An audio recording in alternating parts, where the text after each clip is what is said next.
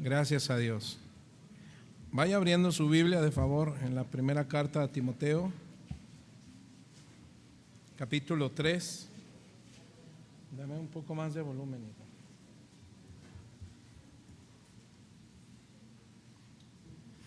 Continuamos con este estudio de nuestra serie La conducta en la familia de Dios, que está basada en la carta a Timoteo. Y hoy pues vamos a dar nuestro tema, que es la conducta de los miembros en la iglesia de Dios. La conducta de los miembros en la en la iglesia de Dios. Y nuestro texto va a ser versos 14 y 15. ¿Lo tiene?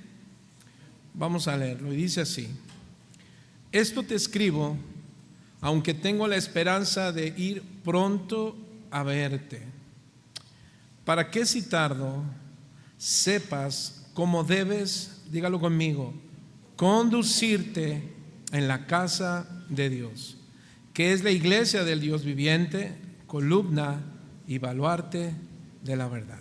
Vamos a orar. Padre, en esta hermosa tarde que nos da la oportunidad de seguir aprendiendo de ti. Hace un momento cantamos tu palabra, fuimos bendecidos, ministrados, y a través de la adoración, Señor, preparamos nuestro corazón para que este corazón siga siendo formado en la vida cristiana. Ayúdanos, Dios, a dar un buen testimonio dentro y fuera de la iglesia, que nuestra conducta, que nuestro caminar, que nuestro andar, Señor, sea de acuerdo a tu palabra. Te pedimos, Dios, que seas formando tu carácter en nosotros, de tal forma que cumplamos el propósito, y es el de predicar el evangelio. Gracias porque tú deseas que todos los hombres procedan al arrepentimiento. Y fue Jesús quien pagó en la cruz ese sacrificio por todos. Ahora es necesario que todos aquellos que fueron perdonados y salvados por tu sangre, ahora es necesario que crean. Y para poder creer, Señor, es necesario tu palabra. Ayúdanos a hacer ese baluarte, esa verdad del evangelio. Todo esto te lo pedimos en el nombre de Jesús. Y la iglesia dice: amén y amén. Conducirte en la casa de Dios, o en nuestro tema, la conducta de los miembros en la iglesia de Dios. Fíjate, hermano, que en la Biblia los términos andar, caminar o conducta son metáforas para describir la forma en que vivimos. Ponga mucha atención. Y cómo buscamos y nos relacionamos con Dios y con los demás. Por ejemplo, andar, hermano, se refiere a la forma en que nos movemos o avanzamos en la vida. Andar puede tener una connotación más física o literal. Un ejemplo, cuando Pablo dijo: andad en el Espíritu y no satisfagáis los deseos de la carne. Gálatas 5:16. Andad en amor como también Cristo nos amó. En Efesios 5:2. O la palabra caminar, hermano, esta palabra se refiere a la forma en que nos relacionamos con Dios y con los demás. Puede tener una connotación más espiritual o relacional. Un ejemplo bíblico, cuando Isaías, el profeta, dijo: caminad en la luz del Señor, Isaías 2:5. O Génesis 5:22, cuando dice: y caminó Enoc con Dios. Asimismo, la palabra conducta se refiere a la forma en que nos comportamos o actuamos en la vida. Puede tener una connotación más moral o ética.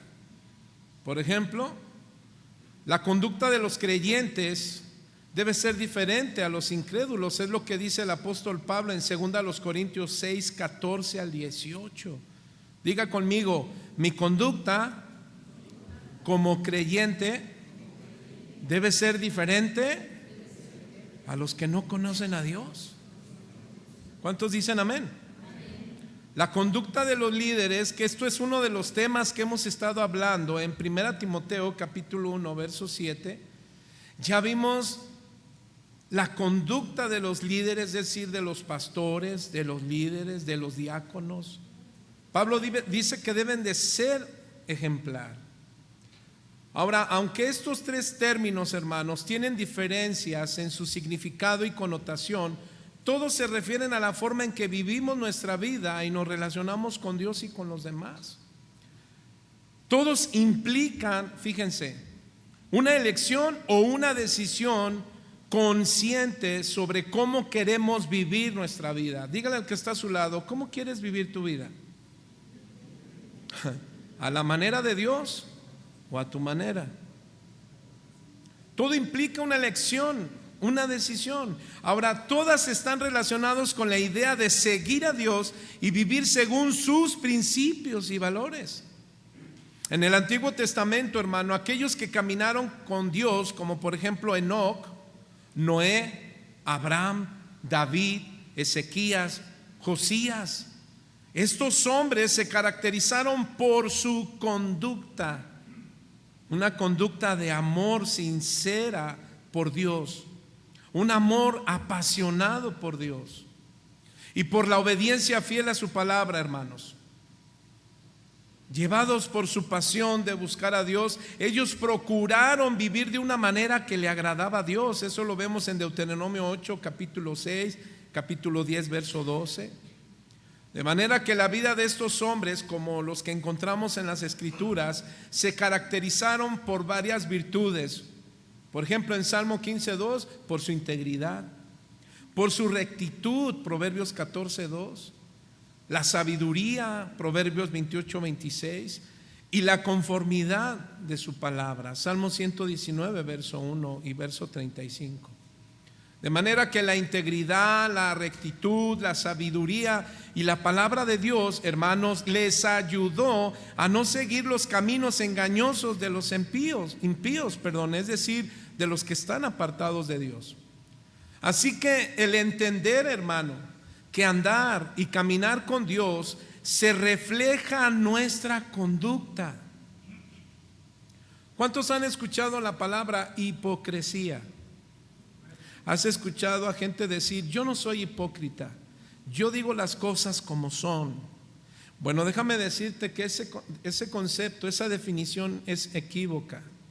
Una persona hipócrita, no es aquella que dice, no, yo te digo las cosas como soy, yo soy neto la neta.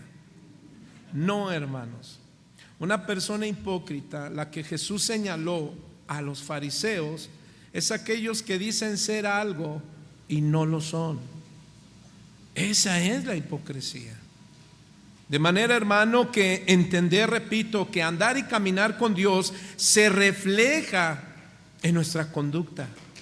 Así es que en esta tarde seremos desafiados a vivir una vida más intencional, más consciente y seguir a Dios de manera más efectiva y apasionada. ¿Cuántos dicen amén? Así es que ¿cuántos aceptan este desafío? A vivir una vida más intencional, más consistente, que la gente pueda decir, quiero lo que tú tienes, porque eres diferente. Te he visto en pobreza y estás feliz. Te he visto en riqueza y te veo como si estuvieras quebrantado buscando a Dios. Te veo a veces enfermo, pero no pierdes el gozo de tu salvación. Te veo con salud y la aprovechas para ser diligente. Así es que, hermanos, en esta tarde tú y yo seremos cada día desafiados a vivir la vida cristiana como Dios quiere. ¿Cuántos dicen amén? Dígale al que está a su lado, ¿estás listo? Perfecto. Verso 14. Vamos a retomar entonces. Ahora el apóstol Pablo nuevamente, mis hermanos, nos va a llevar en el verso 14, tal vez a regresar un poco atrás. Bueno, no tal vez. Vamos a leer el verso 14 de 1 Timoteo, capítulo 3, verso 14. Dice: esto te escribo, aunque tengo la esperanza de ir pronto a verte. Esta frase, hermano, que el apóstol Pablo da con mucha autoridad, con la autoridad pastoral, marca un punto de transición a su hijo espiritual Timoteo.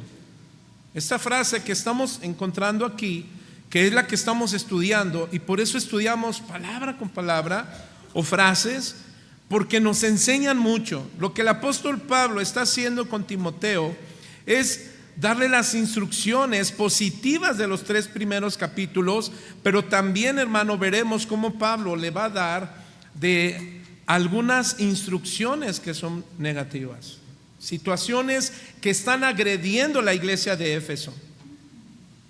El punto de transición es una advertencia como un mandamiento, que fue la que leímos al inicio de nuestra enseñanza, capítulo 1, verso 3, que dice: ordena que no enseñen falsa enseñanza. Y aquí hay un principio, hermano. ¿Qué es un principio? Es una verdad bíblica fundamental que debemos aplicarla a nuestro diario vivir. Entonces, ¿cuál es el principio en que Pablo le dice a Timoteo: ordena que no enseñen falsa doctrina? Bueno, el principio, hermano, es que una mala doctrina genera malos y perversos frutos. Una mala doctrina o una doctrina no entendida genera malos y perversos frutos.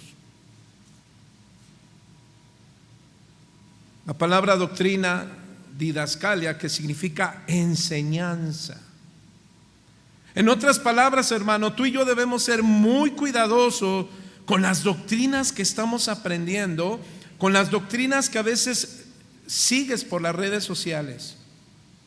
Tú sabes quiénes son tus predicadores predilectos. ¿Quiénes son los que tú sigues? ¿Quién te motiva? ¿Quién te regaña? ¿Quién te sacude? Hay algunos predicadores que hasta se le ve la vena aquí. Algunos cristianos les gusta que les griten fuerte, ¿verdad? Y si no estás contento con el evangelio, pues sigue tu camino. Como si eso en realidad confrontara la vida de los creyentes. De manera que tú debes de ser cuidadoso, porque de eso dependerá tu conducta o estilo de vida, y se verá reflejada, ¿sabes dónde? En la congregación, pero principalmente en tu casa. O tal vez no te alimentas.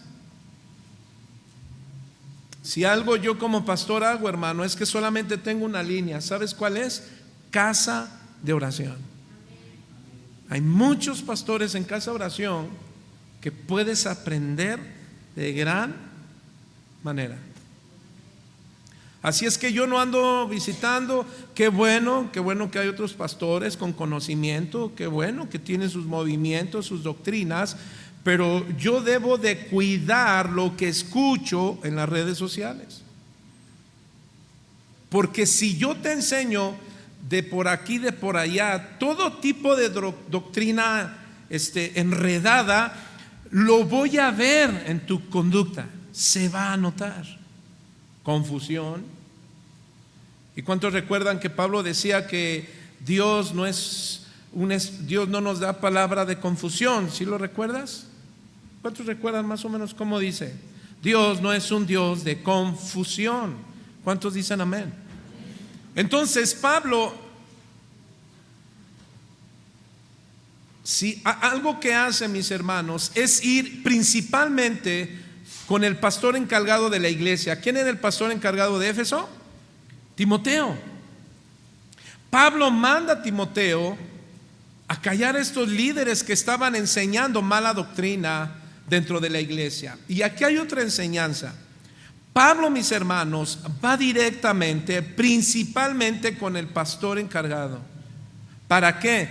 para darle las instrucciones de aquellos que estaban haciendo mala doctrina, falsa doctrina. Incluso da los nombres en el capítulo 3, verso 15, y dice de Himeneo y Alejandro. Aquí la falsa doctrina, hermano, es que ellos enseñaban cosas opuestas a lo que Pablo estaba enseñando de Cristo. ¿Y qué estaba enseñando acerca de Cristo? La fe, creer en la persona de nuestro Señor Jesucristo. Recordemos que estos eran judíos gnósticos. Estaban confundiendo con querer meter nuevamente la ley, la circuncisión y muchas genealogías, dice el apóstol Pablo. Así es que estaban desechando la fe en Cristo. Y es muy importante que tú y yo tengamos cuidado cuando alguien intenta quitar la fe en Jesús y poner sus argumentos, sus pensamientos. Por ejemplo, hoy siguen habiendo en las redes sociales donde te dicen: quieres un milagro, primero tu dinero y Dios te va a bendecir. Y eso rompe todo el esquema, hermano, de nuestra fe en Jesucristo. Amén.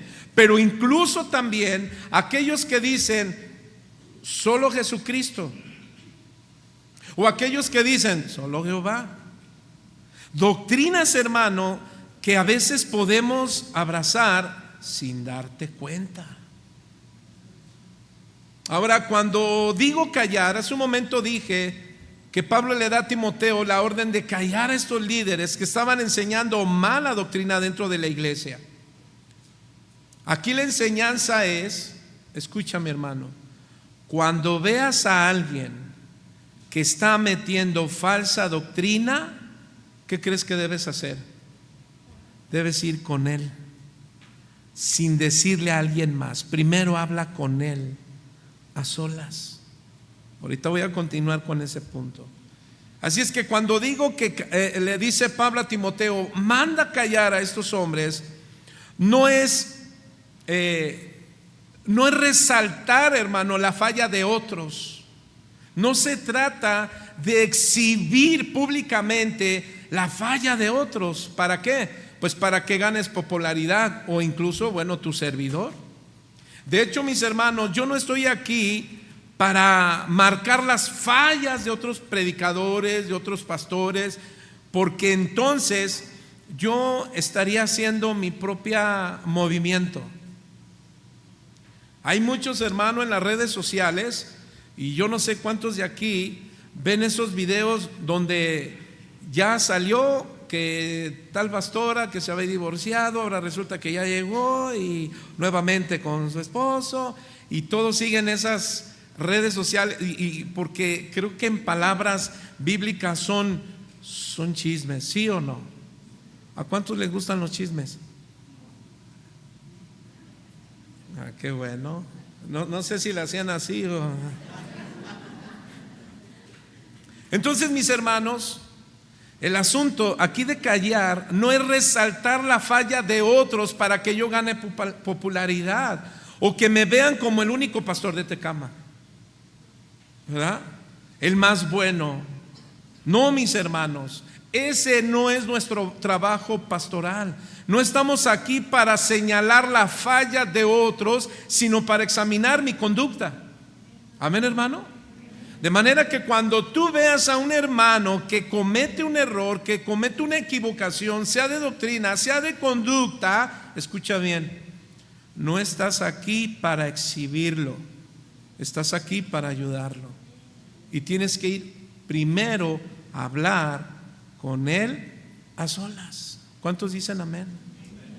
El Salmo 32:5, mira lo que dice el salmista. Cuando hablamos de examinar mi conducta, lo que yo soy, mis hermanos. Ay, pastor, entonces ¿por qué usted allá arriba nos enseña? Ay, primero su conducta. Pues sí, primero eso hago. ¿Cuántos saben que primero Dios nos habla a nosotros los pastores para poder después hablarle al pueblo de Dios? Salmo 32:5 dice, ¿cómo? ¿Pero cómo comienza? A ver, diga conmigo, mi pecado te declaré. ¿Escuchó, hermano? Y no encubrí mi iniquidad.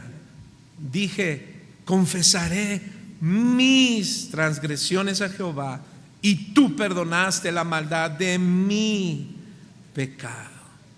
¿Ya vio, hermano? Qué importante es este principio para nosotros, que el apóstol Pablo nos enseña, o el texto nos deja ver, y es que Pablo no es exhibir a esos personajes, sino es para que se examinaran, porque estaban siendo mala influencia, estaban llevando al desorden a la congregación. Entonces, esta verdad, hermano, no implica que no haya disciplina. Cuando yo digo hay un percance, ve, habla a solas con él, sigue insistiendo, toma un testigo contigo. Si sigue insistiendo, ¿qué tienes que hacer? Pues ahora sí, díselo a las autoridades, y las autoridades tendrán que disciplinar. En 1 Timoteo 3:15, ¿recuerdas cómo dice Pablo que hizo con Himeneo y Alejandro? ¿Saben qué hizo? Dice, y los dejó y los puso en las manos de Satanás. ¿Qué significa eso? Que los dejó para que tratara a Dios con ellos, para que se examinaran y se arrepintieran. Y si se arrepienten y si ordenan sus caminos, ¿qué debe de hacer la iglesia? Lo recibimos. ¿Cuántos dicen amén? De manera que cuando alguien falla y es despedido de la iglesia, mis hermanos, pero él pasa un tiempo, se arrepiente, pide perdón y dice, pastor, yo quiero pedirle perdón a la iglesia, pedirle perdón a usted. A lo mejor eso suena ahí como que un poco difícil, pero él pasa. Hermano, si eso llega a suceder en Casa Oración Tecama, ¿sabes qué tienes que hacer? Ponte de pie cuando él termine de hablar y pasen, y hay que abrazar al hermano. Uy, yo pensé que te ibas a gozar. Gózate, porque tú puedes ser uno de ellos, ¿o no?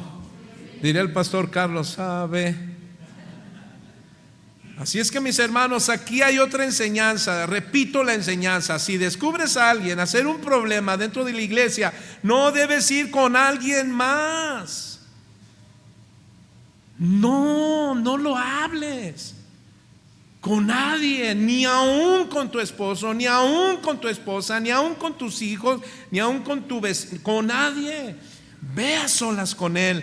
Eso es ser un hombre sabio, íntegro y con discernimiento.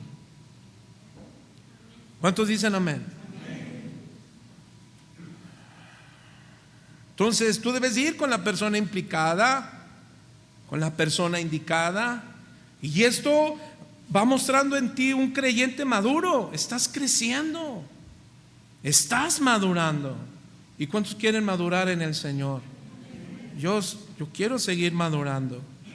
Así es que apunta estas citas: Mateo capítulo 18 del verso 15 al 21 y Gálatas 6, 1 al 3.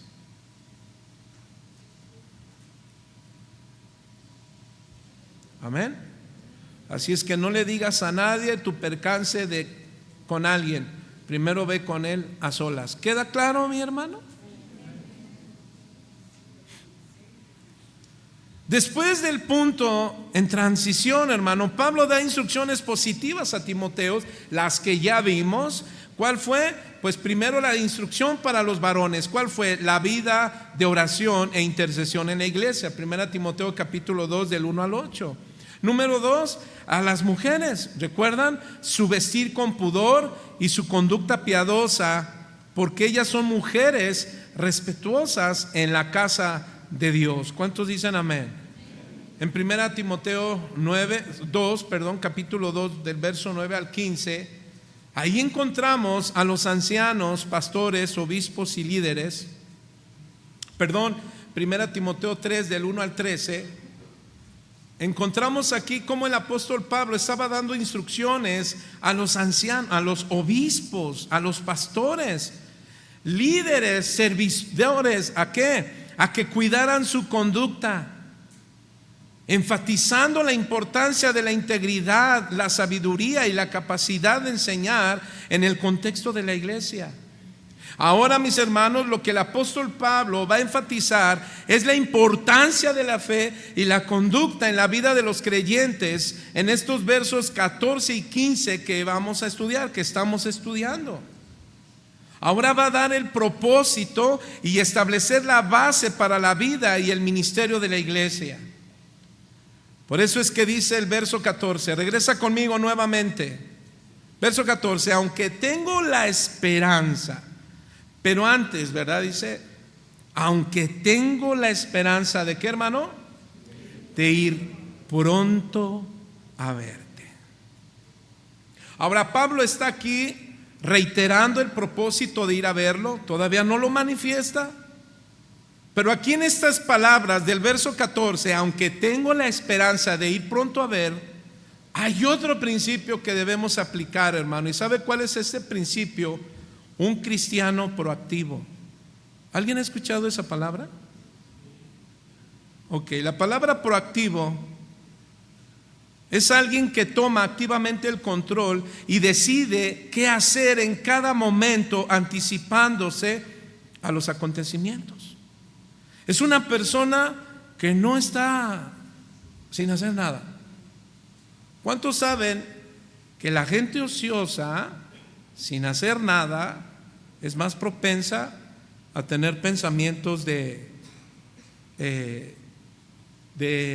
soledad, de tristeza, de angustia, de desesperación? Por eso es bien importante que nosotros,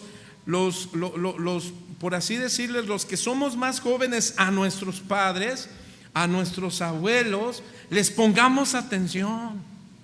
Ellos deben de tener una mente, ¿sabe cómo? Proactiva. Ellos debemos ayudarlos, debemos estar al pendiente de ellos. Ahora, para continuar con esta palabra proactivo, sobre todo está la palabra esperanza, que es la que tenemos ahí en el verso. Ahorita voy a desarrollar bien el asunto del por qué encontramos el principio de ser proactivos. Fíjate, la palabra esperanza del griego elpis, se refiere a la expectativa confiada de que algo sucederá en el futuro.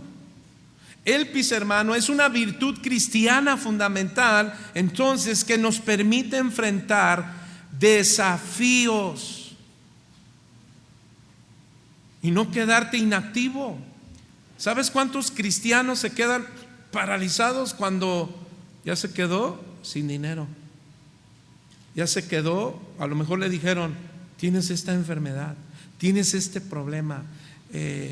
Por ejemplo, a nosotros estamos a punto de cambiarnos. Y pues por ahí nos llegó una noticia y yo me quedé así. ¿Cuántos saben que estamos a punto de cambiarnos de casa? Y ya tenemos todo. Bueno, eso creo yo. Yo tengo fe. Pero ¿te imaginas que en el momento dijeran que siempre ya no? Hasta el gallito se murió ahí. ¿Te imaginas? Pero ¿sabe? Lo único que pude hacer es, Señor, tú lo sabes todo. Pero ¿te imaginas que yo me congelé? ¿Cuántos se acuerdan de ese juego de Encantados? ¿De qué se trata ese juego? Todos están moviendo, ¿no? Y al que toque, ¿qué pasa? Encantado. ¿Cuántos cristianos se olvidan que tienen promesas de Dios? Qué importante es que no olvides las promesas de Dios. Por ejemplo, una de las grandes promesas que ha marcado mi vida cristiana, mira, es Salmo 47. Rápidamente, el Salmo 47 dice lo siguiente. Salmo 46 dice: Dios es. ¿Sabe que para decir esas palabras se necesita esperanza, fe? Dijimos que la palabra esperanza, Elpi, se refiere a la expectativa confiada de que algo sucederá en el futuro. Y el salmista dice con una fe tan fuerte que dice: Dios es nuestro amparo y fortaleza, nuestro pronto auxilio en las tribulaciones. Y mira cómo deduce: por tanto, no temeremos, aunque la tierra sea movida y se traspase los montes al corazón del mar, aunque bramen y se turben sus aguas, y también los montes a causa de su braveza. Todo eso es poesía, es metáfora, pero tienen que ver con las vicisitudes de la vida. Tú y yo podemos hacer planes, pero ¿sabes qué dice el Señor? Pero yo digo la última palabra. ¿Cuántos dicen amén? ¿Estás fuerte en ese desafío? Que Dios te quite algo que tú quieres, que tú amas. Ay, pastor, pido que me quita mi esposo. No, eso no. Eso no. Pues no dijo que me va a quitar lo que yo más amo. No. Llévatelo, Señor. Al fin que ya cumplió su misión. No, ni viceversa. Son mujeres. Ay, Señor. O el esposo. No, hermano. Elpis debe ser una virtud fundamental en nuestras vidas cristianas. ¿Por qué? Para enfrentar desafíos, pero no estando de una manera, como dijimos, encantados. Ya te quedaste, ya no sabes qué hacer. Pierdes la esperanza. Es que yo pensé que Dios estaba conmigo. El Señor te dice: estoy contigo, solo que estoy probando tu corazón. Quiero ver cómo reaccionas. Si estás conmigo por lo que te doy, o estás conmigo por lo que yo soy. Yo soy tu sanador, yo soy tu salvador, yo soy tu pastor, yo soy tu Señor. ¿Cuántos dicen amén? Dale una ofrenda de palmas al Señor. Ese es el desafío. Nos enseña la Biblia. ¿Cuántos recuerdan el caso de la mujer que tenía flujo? No reflujo. Eso yo tengo reflujo. Flujo de sangre. ¿Y se acuerdan que ella tenía una gran necesidad, sí o no? Pero ¿quién antes había llegado con el maestro? ¿Se acuerdan? Jairo. ¿Qué tenía Jairo? Su hija se estaba muriendo y se quedó congelado, se detuvo. ¿Recuerdas? Cuando el Señor le dijo, escucha a la mujer que la toca, y dice Jesús: ¿quién me ha tocado? Y todos los discípulos: maestro, ¿cómo? Todos te están apretando. Y Jesús les dice: alguien ha demandado de mí poder. ¿Sabe qué significa? Que al que pide se le da, que al que toca se le abre, al que busca halla. Pero si no buscas, no tocas, no pides, ¿qué quieres recibir del Señor? No, pues Él sabe mi necesidad. Sí, pero Él la quiere escuchar. Ella tocó su manto. Y te imaginas entonces qué le pasó a Jairo. Encantado, se quedó así. Cuando dice que vio a Jesús, dice que se postró y le dijo: Jesús, te ruego, ve, sana a mi hija. Pero Jesús volteó con la mujer y le dijo Jairo: no, Señor, yo venía antes, a la cola. Cuando te ha pasado eso, que llegas a un lugar y alguien se metió contigo, ¿qué haces? No, miren, esta se metió, y la empiezas a exhibir. A mí me ha pasado, normalmente voy con mi esposa al Walmart y ¡fum! Y entonces el que está: no la deje meter. Y yo: no pasa nada. Yo me acerco y ya le digo: ¿se va o acá la van a desgreñar? No, yo la dejo. Ya, ni modo que ahí se ponga a discutir. ¿Cuántos discuten? Levante su mano. ya se ve la mano.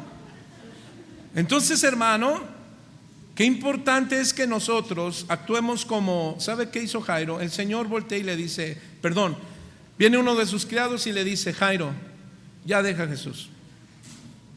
Encantado. Ya no ores, ya no le pidas. ¿Has tenido gente que te dice así? Mira, ¿y tú que vas a la iglesia? ¿Y tú que te esfuerzas a congregarte? ¿Y tú que haces las cosas correctas? Mira, a ver, ya ni hagas nada, ya ni vayas, ya se murió el gallo, ya se te fue el negocio, ya no se te hizo lo que tú querías. Pero ¿sabe? Jesús le dijo a Jairo, Jairo, llévame. ¿Y qué hizo Jairo? Le dijo, no, maestro, pues ya para qué, ya murió. No, hermano, Jesús ¿sabe qué tuvo que hacer? Pues lo descongeló. Él se congeló y Jesús lo descongeló. Toca a un hermano que está a tu lado y dile, descongelado, porque ya lo vi ahorita así. ¿Qué situaciones en nuestras vidas, mis hermanos? Jesús llega a la casa de Jairo y ¿sabes qué había? Antes se pagaba gente para que ellos lloraran, ¿verdad? Y como que hicieran que sufrían. Pero Jesús les dijo, no está muerta. ¿Y qué empezaron a hacer todos en su incredulidad? Incluso algunos creyentes. ¿Qué hicieron? Se empezaron a reír. Y Jesús dijo, afuera los incrédulos. Solo se quedan los que tienen fe. ¿Sabe que la incredulidad es un pecado delante de Dios? Que digamos, creo en ti, Señor. Ajá. ¿Y cómo estás esforzando tu vida? Entonces, mis hermanos, ¿qué pasó? Jesús le dijo, Talita cumi, levántate. ¿Y qué pasó con la hija de Jairo? Se levantó, mis hermanos. Entonces Pablo, mis hermanos, nos está dando una enseñanza, o es lo que podemos ver en estos versículos, ya que ser proactivo, no puedes quedarte paralizado en un momento difícil de tu vida, hermano. Cuando estés atravesando cosas duras, no dejes de ser un cristiano activo en las cosas de Dios. No dejes de ser un cristiano que ya no hace nada. ¿Estás dispuesto a servir? Haces la prueba. Yo quiero hacer un examen, quiero probar, a ver. Y de repente, ya, te quedaste paralizado. Ya no quisiste. Hermano, ¿sabes que el mundo intentará detenerte para no continuar? Pero antes que el mundo, tienes un primer enemigo que va a querer detener. ¿Quién cree que es?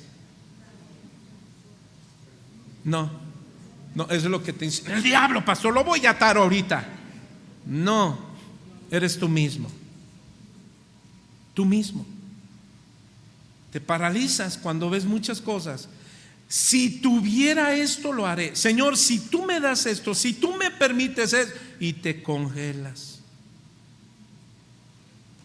Pablo, hermano, no le era posible ver a Timoteo. Sin embargo, él no dejó de tratar de llevar el evangelio. Pablo tenía un sueño. ¿Cuál era su sueño? Pues ir a ver a Timoteo. Pregunto, ¿cuántos tienen sueños, hermano, que quisiéramos que se cumplieran? Ay, no tenga miedo, no le voy a decir nada. Otra vez, ¿cuántos tienen sueños? Quizá algunos tienen sueños como que se cumplieran, como un mejor matrimonio, una mejor familia, una reconciliación, una pareja incluso, ¿verdad? Menos los casados. Un mejor sueldo, un mejor auto, mejores hijos. Bueno, qué sé yo, hermano.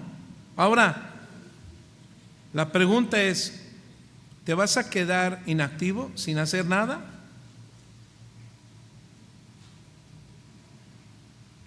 No está mal que nosotros tengamos estos deseos.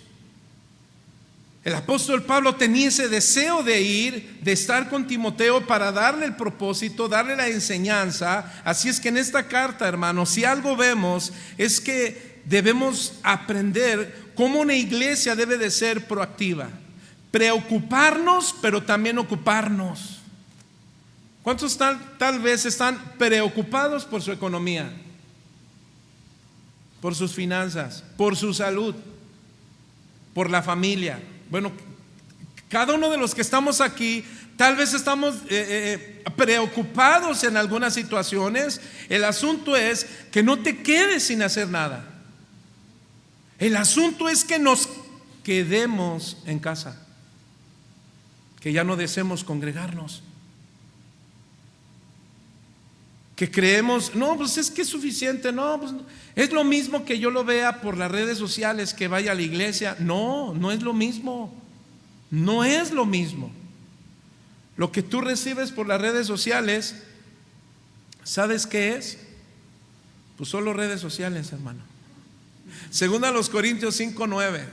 Lo voy a leer en la Nueva Versión Viva. Dice así: por lo tanto, procuramos siempre agradarle, ya sea que estemos en cuerpo o que no estemos en él.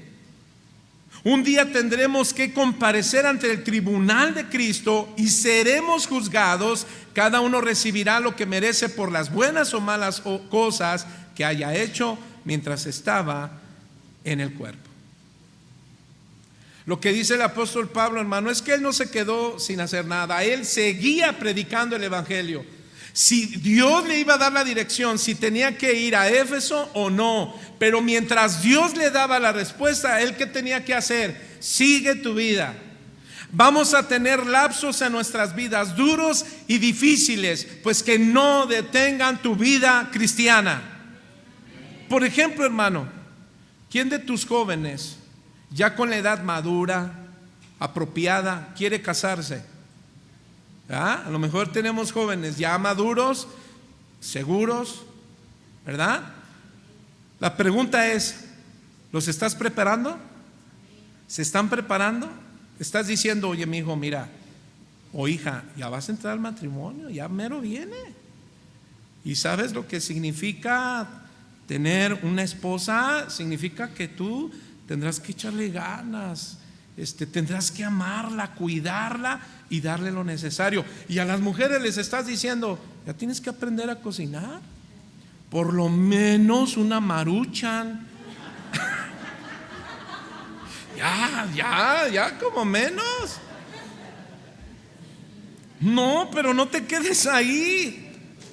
Ahora pregunto, ¿quiénes quieren servir al Señor?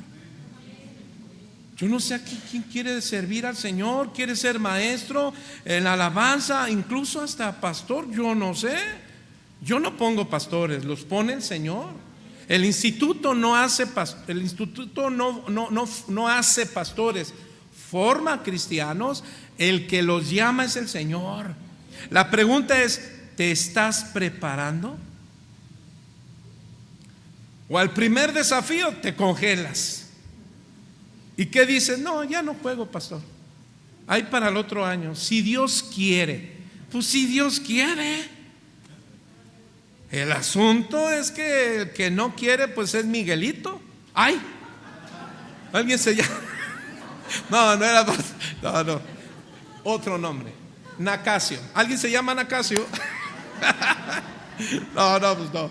Se me salió. Pero no es que sí hay un hermano Miguel. Pero no eres tu hijo.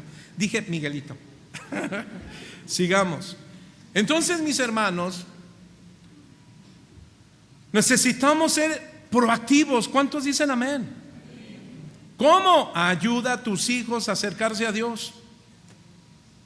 Prepara a tus hijos para su primer servicio.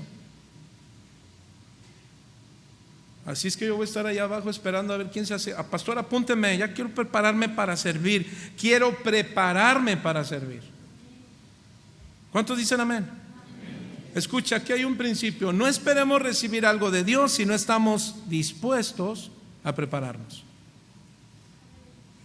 En este caso, Pablo expresa su esperanza de visitar pronto a Éfeso, a Timoteo, a la iglesia que está en Éfeso. Y dice, verso 14, hermano, aunque tengo la esperanza de ir, ¿qué? Pronto a verte. ¿Para qué, mis hermanos? Para ver a Timoteo. ¿Qué más? Para tratar los asuntos duros, difíciles, chuecos, que estaban pasando en la iglesia, que se tenían que ordenar. Por eso es que el apóstol Pablo da esta carta a Timoteo. Ahora, hay un dato muy importante en la iglesia de Éfeso. ¿Cuántos recuerdan Apocalipsis capítulo 2, mis hermanos? Donde hay 7 mensajes para 7 iglesias, ¿lo recuerdas? Y uno de ese mensaje era para la iglesia local. ¿Sabe quién? Éfeso. ¿Y sabe qué nos enseña aquí? El problema de no equilibrar ser proactivos. Es cierto, no quedes sin hacerte nada. Busca en la palabra de Dios, en la oración, pero debe de ser con mucho cuidado. ¿Sabes por qué? Porque la iglesia de Éfeso, hermano, no era una iglesia nueva. Era una iglesia bien establecida en cuanto a su doctrina y su fe. Los creyentes de Éfeso asistían a la iglesia regularmente, sabían bien su doctrina, tenían la cena del Señor, rechazaban falsos maestros, hacían buenas obras, se ocupaban de sus responsabilidades, vivían con rectitud, oraban y cantaban, eran proactivos, proclamaban la verdad. Pero ¿qué cree que les faltó o qué cree que les estaba pasando? El Señor les dijo: solo tengo una cosa contigo. ¿Cuál? Has dejado tu primer amor. ¿Y sabe qué significa eso? Que tal vez todas las cosas que yo dije tú puedes hacerlas, hermano. Te congregas, lees la Biblia, la cena del Señor, rechazas falsos maestros, haces buenas obras, etcétera, etcétera. Pero ¿sabes cómo? Sin pasión, sin interés. Las haces solo porque las haces. Perdiste tu interés, perdiste tu amor. Entonces, hermano, la vida cristiana necesita un equilibrio. ¿Cuántos dicen amén? Una iglesia, dijo un predicador, que hace todo bien, pero ¿qué? Pero ya no aman a Cristo apasionadamente. Una ocasión, platicando con algunos hermanos, me decían: pastor, es que yo no sé qué me está pasando. Cuando yo entré a la iglesia, y la iglesia donde estaba, le echaba ganas, y ahora, le digo, ¿y ahora? Le digo, y ahora pues yo tengo que pagarlas. No es cierto. No. Lo que tú hagas para el Señor, escucha bien, dile: Señor, quiero hacerlo, pero con pasión. ¿Cuántos dicen amén? Yo pensé que iban a decir amén. ¿Ya ve cómo le falta ser apasionado? Ahora, hermano,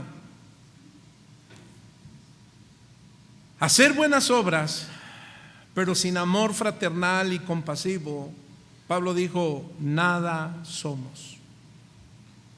Estos cristianos perseveraban en la verdad, eran testigos valientes, pero se olvidaban que el amor es el mayor testigo de la verdad, hermano. Ahora, no quiere decir que estas verdades, estas virtudes en estos hombres, ellos ya habían desechado el amor. No, mis hermanos, solamente que lo hacían, ¿sabe cómo? Sin interés, sin pasión. ¿Cuántos adoraron al Señor con pasión? ¿Cuántos lo hicieron con enojo? Bueno, no, yo creo que nadie va a decir. ¿Con tristeza? ¿Con angustia? Ahora yo pregunto: ¿cuántos saben que Dios conoce el corazón? Claro que sí. Jesús de hecho lo dijo: yo conozco tus obras. Hermano, el Señor conoce tus obras. El Señor conoce tu arduo trabajo, tu paciencia. No soportan los malos. Trabajas arduamente por amor de mi nombre y no has desmayado. Pero tienes esto, que aborrece las obras de los nicolaítas, las cuales ya están, yo aborrezco. Pero tengo contra ti que has dejado tu primer amor. Y mira lo que dice en el verso final: el que tiene oídos oiga lo que el Espíritu dice a la iglesia, al que venciere le daré de comer. ¿Qué dice, hermano? Del árbol de la vida, el cual está en medio del paraíso de Dios. Por tanto, ¿qué dice, hermano? recuerda de dónde has caído. Arrepiéntete. A las primeras obras. Entonces las 7 iglesias, hermano, mencionadas aquí en Apocalipsis 2:3 eran muestra de la totalidad del cuerpo de Cristo. Sin embargo, hermano, no debe de olvidarse ni minimizar el hecho de que los mensajes fueron dirigidos a congregaciones locales, iglesias concretas, en consideración a la condición particular de cada una de ellas. ¿Para qué? Pues para motivarlas a tener una vida más saludable, más entregada. Aquí es donde yo te pregunto, ¿cómo está tu amor para con Dios? ¿Estás creciendo cada día más? Le pides al Señor: Señor, hazme un hombre apasionado de ti, con sabiduría, con integridad, con discernimiento. ¿Por qué? Hace un momento te dije, no esperemos recibir algo de Dios si no estamos dispuestos a darnos completamente a Él.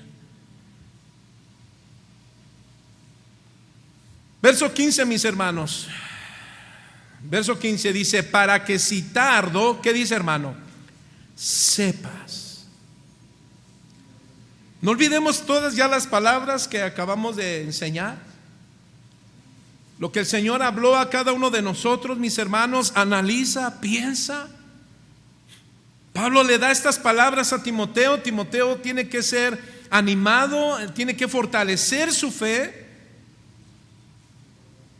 Y ahora Pablo le dice: para que si tardo, diga conmigo, sepas. Esta es la palabra griega oida, hermano, que significa conocer, estar consciente o informado de un hecho o de una información específica. Habla de poseer conocimiento o información sobre.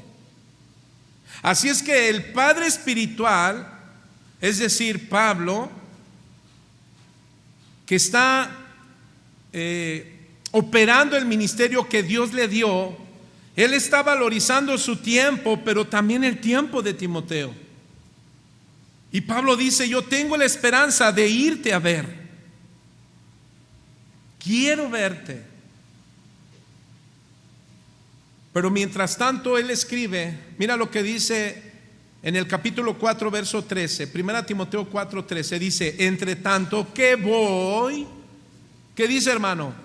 Ocúpate en la lectura, la exhortación y la enseñanza.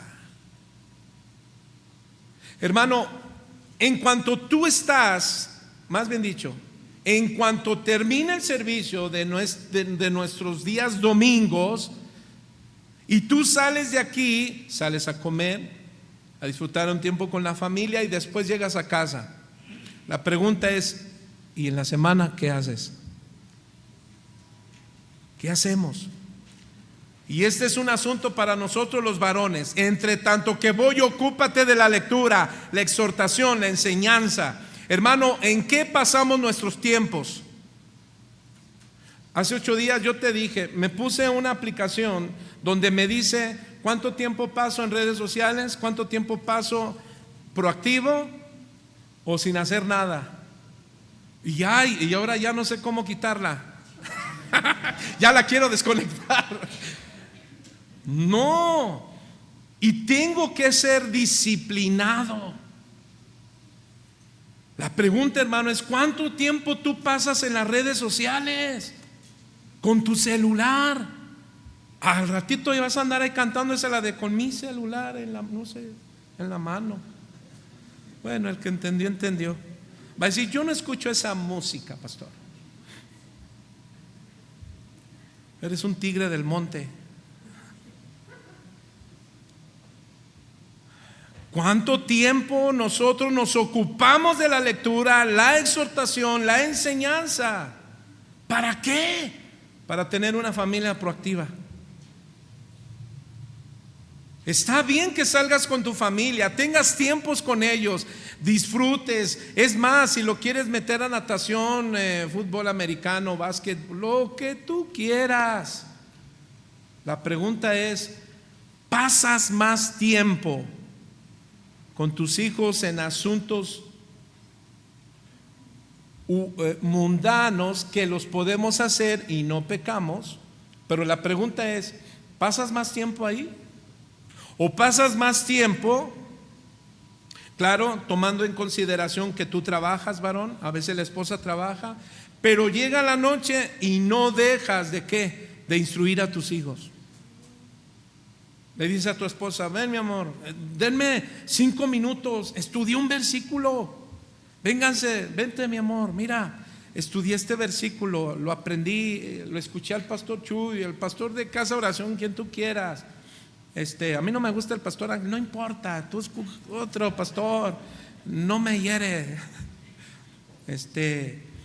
Y aprendes, y en 5 minutos ya diste la enseñanza.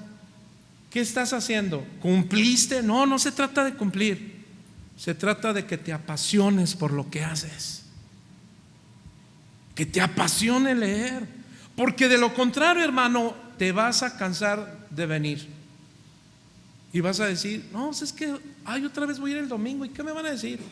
Que no hago, que sí hago, que de esto, que aquello. No, tú debes de tener una entrega apasionada por Dios. ¿Cuántos dicen amén? Entonces, con estas palabras, hermano, nos parece oír la voz del Señor cuando le dice a Pablo, ¿verdad? A Timoteo, entre tanto que voy, ocúpate de la lectura, la exhortación. Hermano, ¿no te parece oír la voz de nuestro Señor diciéndote, pronto volveré?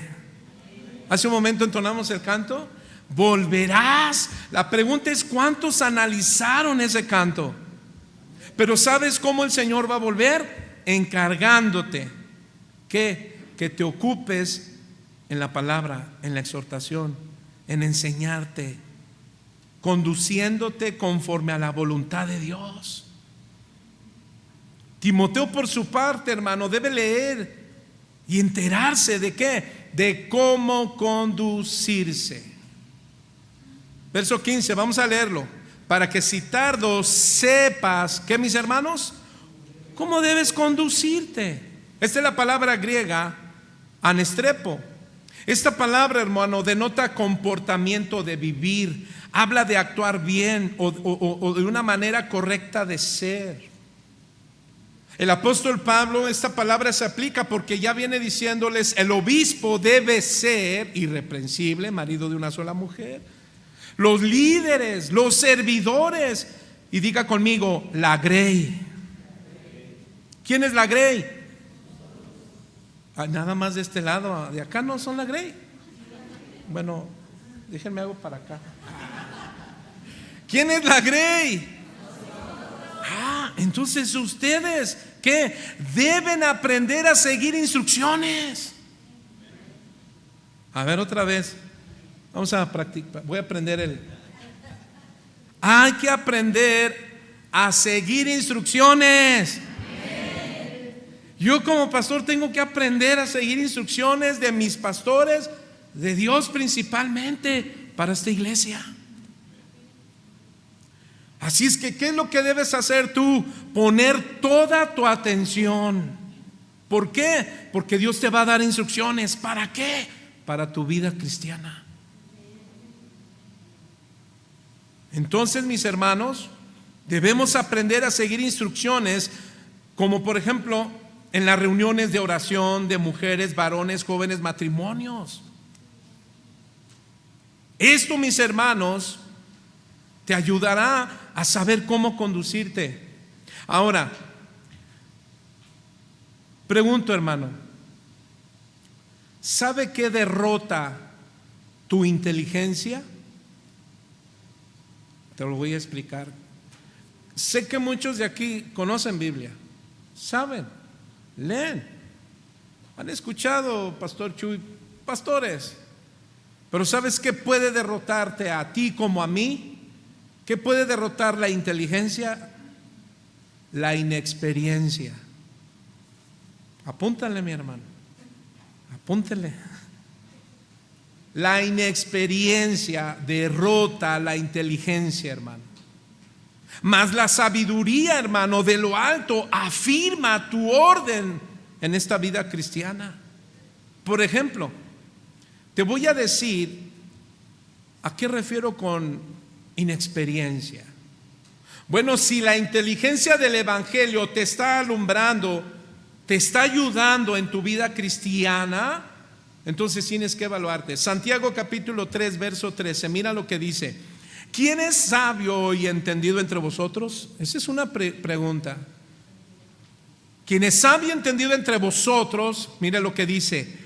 Muestre por la buena conducta sus obras en sabia mansedumbre. ¿Sí dice así? Verso 14.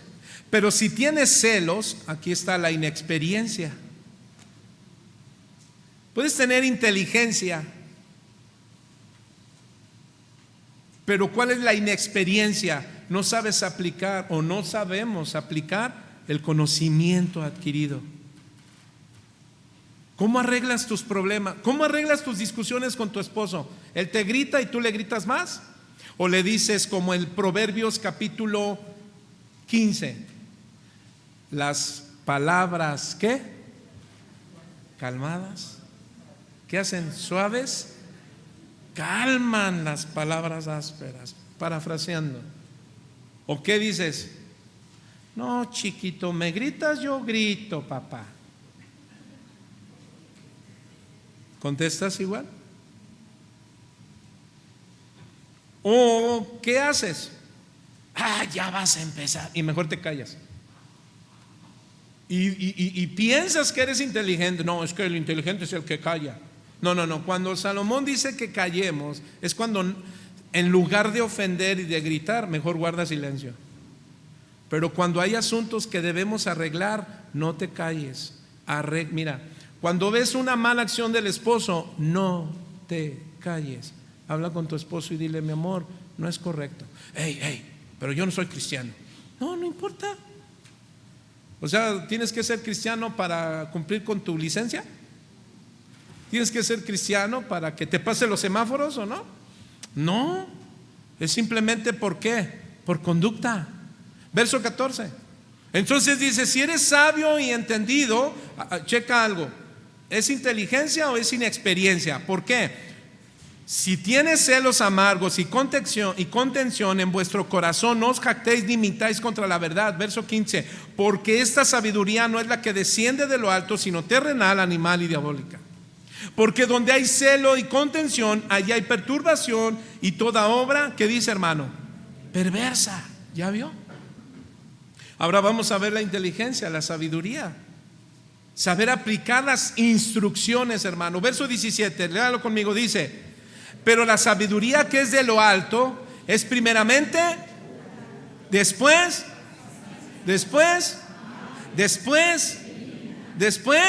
llena de misericordia y después de buenos frutos. ¿Y qué más?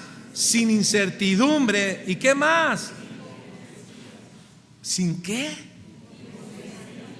¿Qué significa? Que eres lo que dices ser. Sin hipocresía.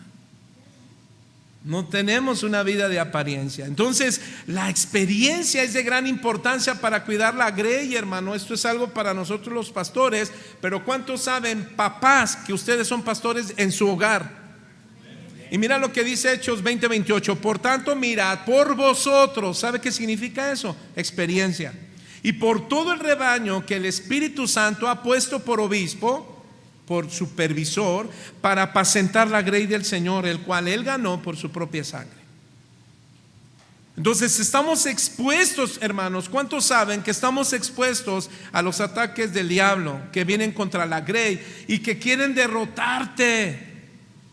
Y te van a derrotar por falta de experiencia.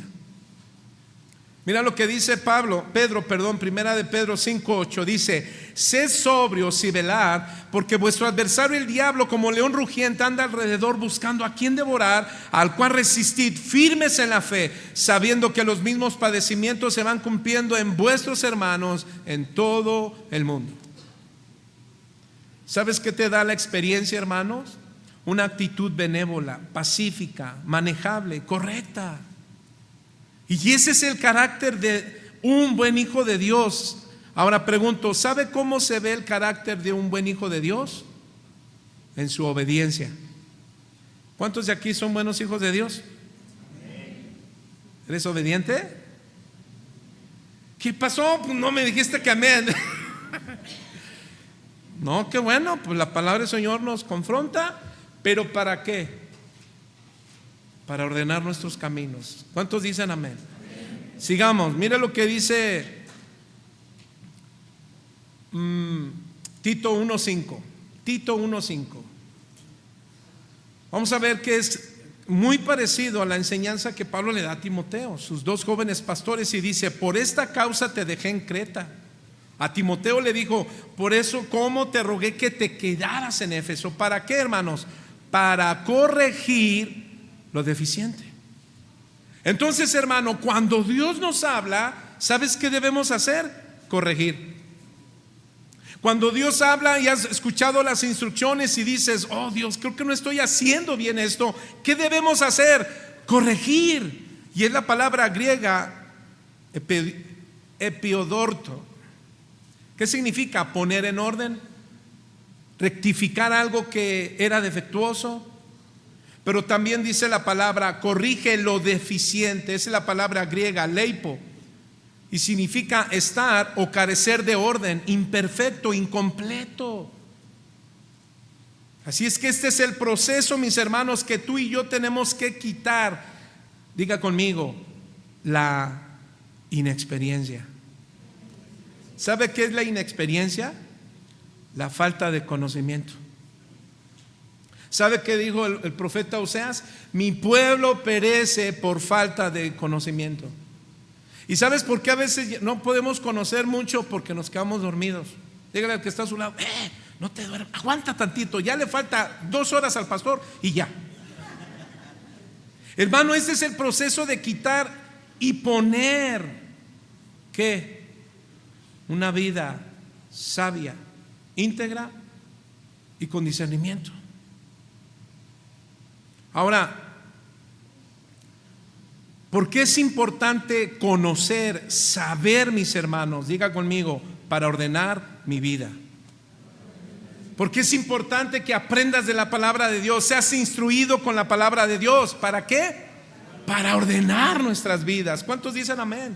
Por eso Pablo le está diciendo: deben de ordenar sus vidas, deben de ser evidencia del verdadero evangelio. Ustedes deben ser lo que dicen ser, hijos de Dios.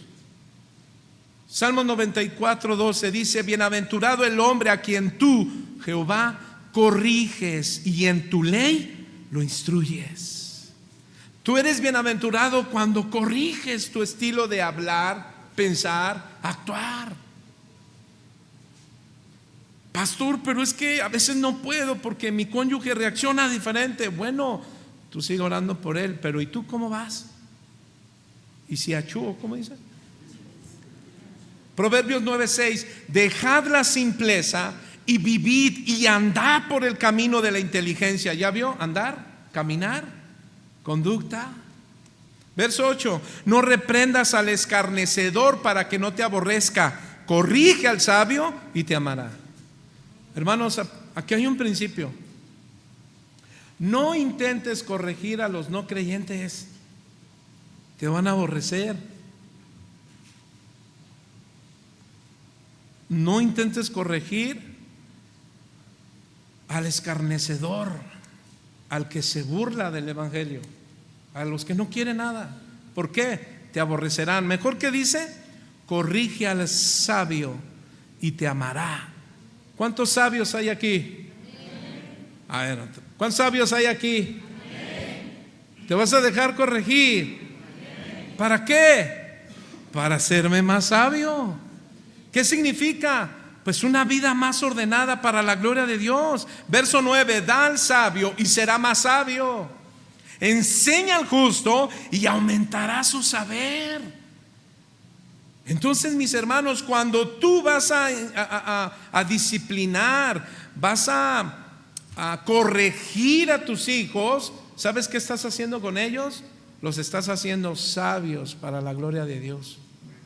Pero cuando no haces nada, cuando no le dices nada a tu esposa, a tu esposo, cuando están haciendo un agravio a la ley de Dios, y tú te callas y dices, no, yo voy a orar por él. No, háblalo, pero con amor, con gracia, con misericordia. No con reproche, mucho menos con gritos. ¿Estamos? Ahora termino con 2 Timoteo 3:16.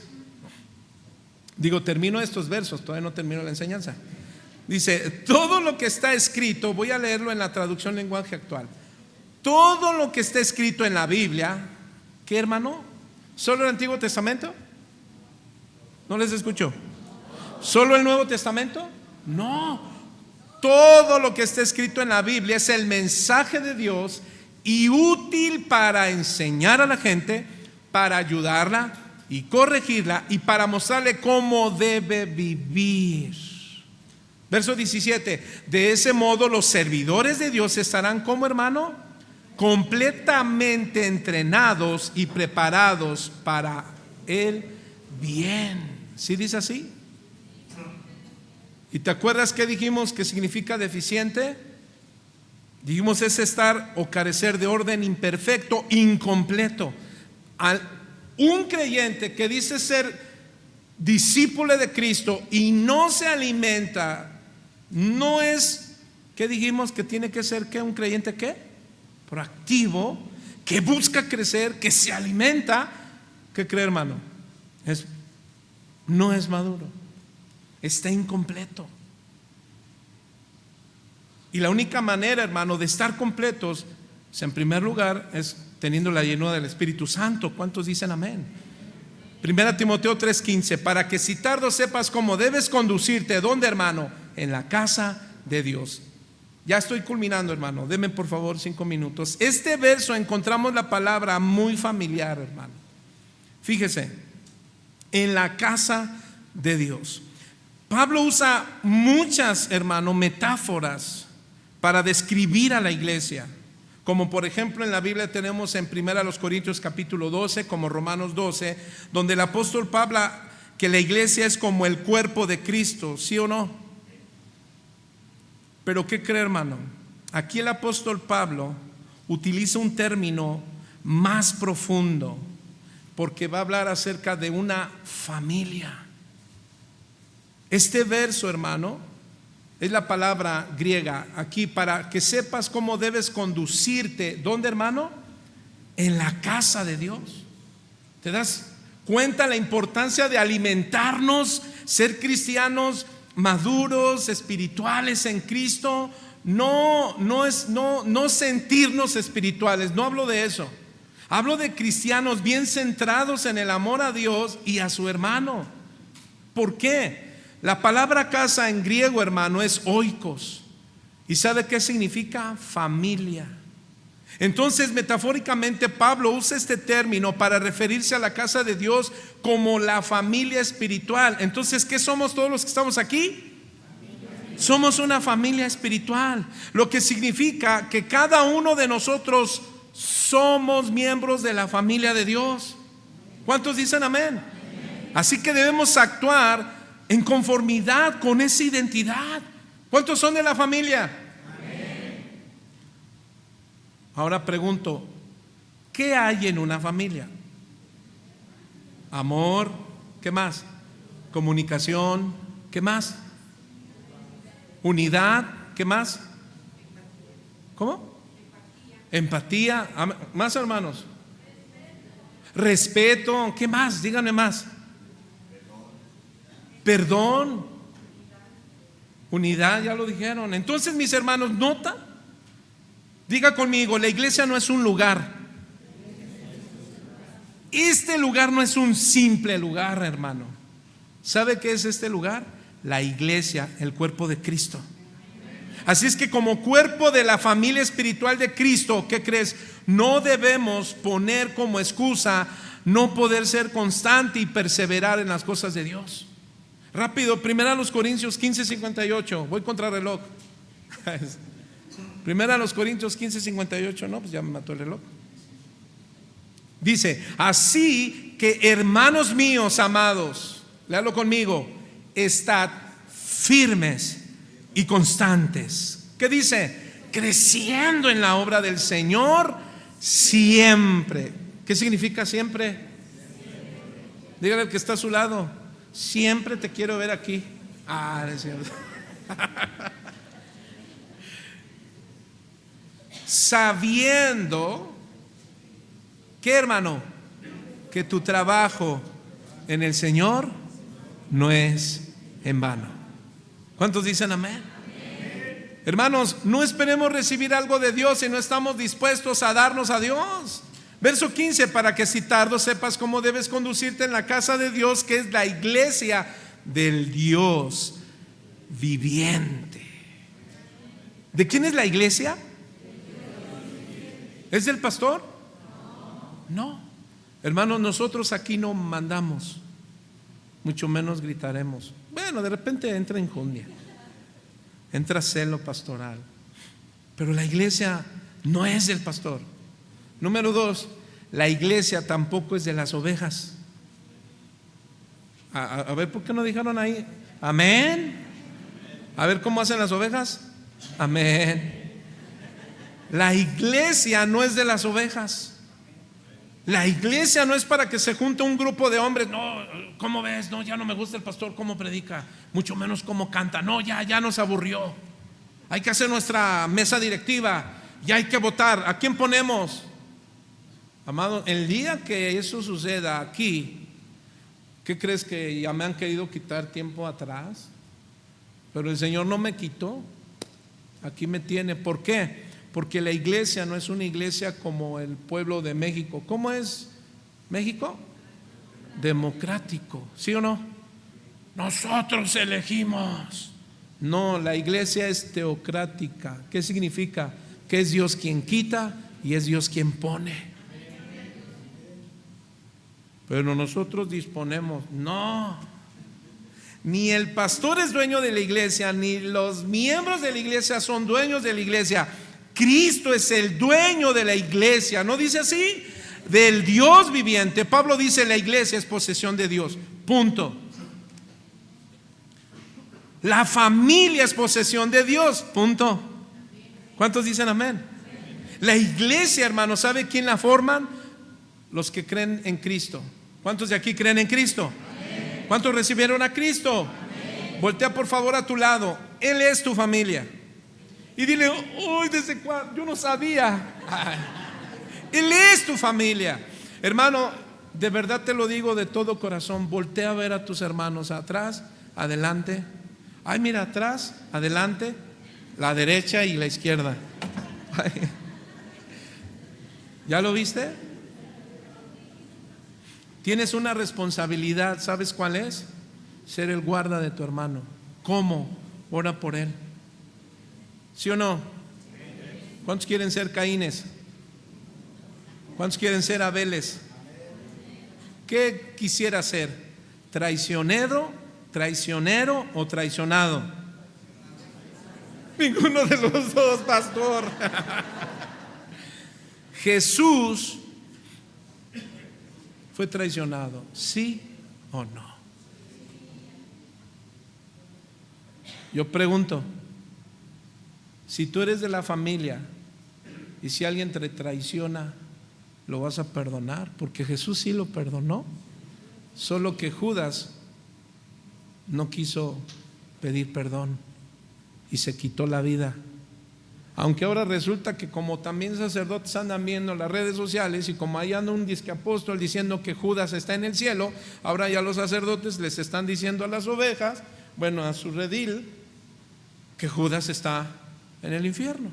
Perdón, en el cielo, no en el infierno. Y dice: nadie puede decir eso porque a ver quién estuvo ahí. Pero la Biblia en su contexto nos dice todo.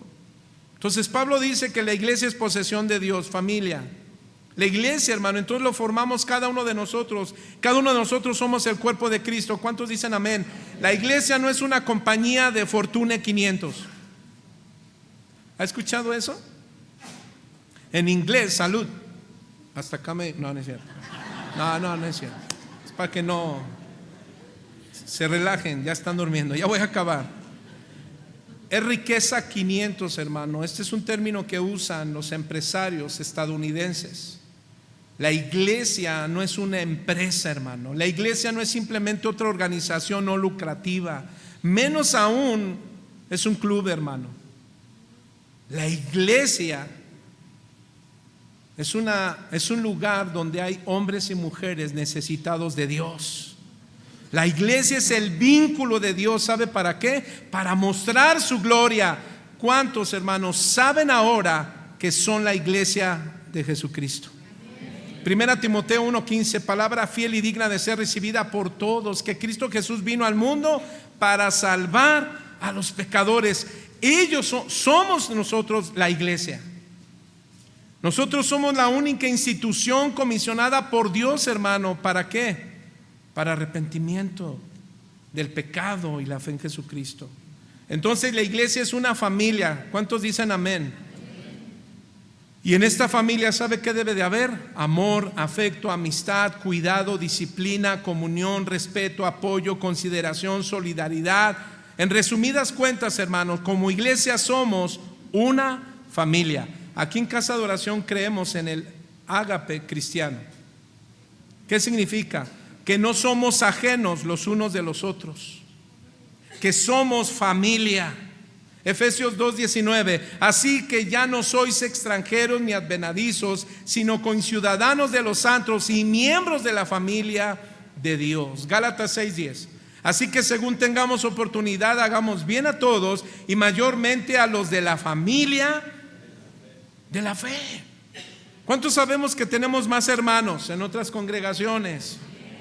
Amén, en casas de oración, pero también en otros hermanos de otra denominación, no hay problema. Pero escúchame, dice Pablo, pero tú debes que hacer un bien mayormente ¿a quién? A los de tu casa de oración, es decir, tu iglesia local. Ahora pregunto, ¿cómo harás un bien a un hermano si no convives con él? Pastor, yo vine a lo que vine. Imagínate que así dijera Jesús, a ver, no, ni se me acerquen. Que le dijera a los niños, quítame a los niños, yo vine a lo que vine. No, si Jesús dijo, dejad también a los niños, venid a mí. ¿Cuántos dicen amén? En primera de Juan 5, del 1 al 12, aquí se nos enseña que Dios es el Padre de todos aquellos que han creído en Jesucristo. En Romanos 8, 14 al 17 dice que nosotros todos los que estamos aquí somos hijos de Dios, pero escuche bien, solo quienes han creído en Jesús. ¿Amén, hermano? Juan 1:12, mas a todos los que recibieron, a los que creen en su nombre, les dio potestad de ser hechos hijos de Dios. Verso 13, los cuales no son engendrados de carne, ni de voluntad de carne, ni de voluntad de varón, sino de Dios. Así es que, mis hermanos, todo aquel que ha recibido a Cristo, entonces, ¿qué es? Hijo de Dios. Entonces, si es hijo de Dios el que está al lado de ti, ¿qué es de ti? Tu hermano. ¿Cuántos dicen amén? ¿Y sabe qué implica esto? Que somos una familia. Dios como Padre, Jesús como Hijo y los creyentes como hijos. ¿Y sabes por qué es importante que el apóstol Pablo nos diga esto? Por estas últimas palabras. Vámonos por favor, verso 15. Ya Pablo dijo lo que somos. ¿Qué somos? Una familia, somos el cuerpo de Cristo, somos la iglesia de Cristo. Pero ahora Pablo dice, ¿qué debemos hacer? Ya nos dijo qué somos. Ahora, ¿qué debemos hacer? Primera Timoteo 3:15. Pero si tardo, sepas cómo conducirte en la casa de Dios, que es la iglesia del Dios viviente. ¿Qué dice, hermano? Columna, ¿y qué más? Y baluarte de la verdad. Diga conmigo, columna y baluarte de la verdad. Póngase de pie porque aquí concluimos. ¿Sabe qué hace Pablo para terminar este verso, hermano? Pablo, con comparaciones en estos textos base, dice que la iglesia es una familia, una casa espiritual. Ahora la compara con un edificio, hermano, y es una analogía distinta Y dice, y comienza diciendo, es una columna. Es del griego stilos, que significa sostén, soporte. Lo que significa que la iglesia, hermano, en primer lugar lo somos tú y yo. ¿Cuántos recuerdan que el Señor en el Antiguo Testamento se manifestaba solo ¿dónde, hermano? En el templo, en el tabernáculo. Pero ya Dios venía anunciando a su pueblo que Él quería hacer morada ¿en dónde? En los hombres. Y hoy, mis hermanos, ¿cuántos saben que ahora Dios mora dentro de ti? Por lo tanto, dice Pablo, para que sepan cómo conducirse en la iglesia del Dios viviente, que es columna y baluarte de la verdad. Significa sostén, soporte. Lo que quiere decir que la iglesia, tú y yo, estamos en un proceso de construcción. Somos vidas, hermano, que estamos en proceso de perfección. Se dice que tal vez Pablo usó este término evocando al templo de la diosa Diana, Artemisa, por sus 127 columnas de mármol de oro. De manera que esta palabra columna denota la función sobre lo que reposa un edificio, hermano. Lo que quiere decir que la iglesia es columna, soporte. La iglesia, hermano, ¿saben dónde descansa? En Jesucristo. Ahora te voy a invitar a que cierres tus ojos. Hermano, ¿estás descansando en Cristo? ¿Tu roca? Es Cristo quien edifica la iglesia. Tú eres su iglesia. Él te quiere seguir fortaleciendo, haciendo que tú descanses. ¿Por qué? Porque tú debes de ayudar a otros a descansar en Cristo. Dice que ahora nosotros somos la columna. Somos la iglesia donde debe descansar las verdades del Evangelio. Por eso es importante que tú conozcas del Señor, ames su palabra, para que tú y yo guardemos la iglesia, la palabra de Dios con celo, que proclamemos las verdades del Evangelio, hermano. ¿Sabes cuánta gente sigue sin Cristo? Lo que quiere decir que como iglesia debemos mantener las verdades del Evangelio ante las falsas doctrinas, hermano, que siguen asediando nuestras vidas, que han intentado seducirte y apartarte de la sana doctrina. Lo que quiere decir que tú y yo somos el instrumento para proclamar la verdad del mundo. La verdad en el mundo, perdón. ¿Y cuál verdad? Jesús. Dice que somos baluarte. La palabra griega edromai. Y la verdad, alateias. Entonces Pablo está revelando el ministerio práctico de la iglesia que debemos cumplir. Hermanos, ¿le estás predicando a otros el Evangelio? Estas verdades del Evangelio que hoy tú has recibido, bueno, mi hermano, ahora el Señor nos dice, ok, te estoy formando, te estoy capacitando, estás aprendiendo de mí, estás siendo ejemplo del Evangelio donde quiera que te ven. Bueno, ahora predica la verdad. La verdad es Jesús, mi hermano. La verdad no es una doctrina. La verdad es una persona, y es la persona de nuestro Señor Jesucristo. Jesús dijo: yo soy la verdad, la vida, el camino, y nadie llega al Padre si no es por mí. En conclusión, mi hermano, quiero pedirte que analices cada palabra que se te quedó grabada, por muy pequeño que sea, y dile: Señor, gracias porque hoy me has dicho que mi conducta es sumamente importante como columna y baluarte de tu iglesia.